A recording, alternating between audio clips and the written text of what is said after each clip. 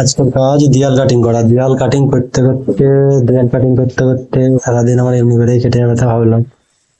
হঠাৎ করে শুনতে হচ্ছে সিলিং এ কাটিং হবে। হ্যাঁ, সিলিং এ কাটিং ফাটিং করা হলো এদিকে। তারপরে এদিকে বলছে সিলিং এ লাইট, পেছন দিকেও সিলিং এ লাইট করা হলো, লাইটের পয়েন্ট আনা হলো, লাইট কাটা হলো। তারপর তো হঠাৎ ফোন এলো যে এক জায়গায় একটা ফ্যান পুড়ে গেছে। বললাম এই তো সেই ফ্যানটা দেখো কি অবস্থা, এক্সস্ট ফ্যানটা পুড়ে পুরো গোল হয়ে গেছে।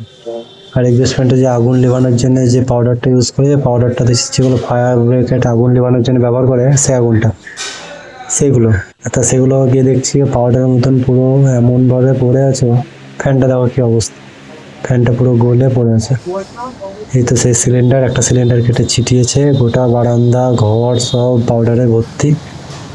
তারপর আবার চলে এলাম কাজের জায়গায়, কাজের টাইম শেষ, মেশিন টেশিন গুটিয়ে পুরো বাড়ি জায়গা আমাকে পরিষ্কার করে এদিকে দেখো এই কাজ বাকি থাকলো ছাদের উপরটা, এটা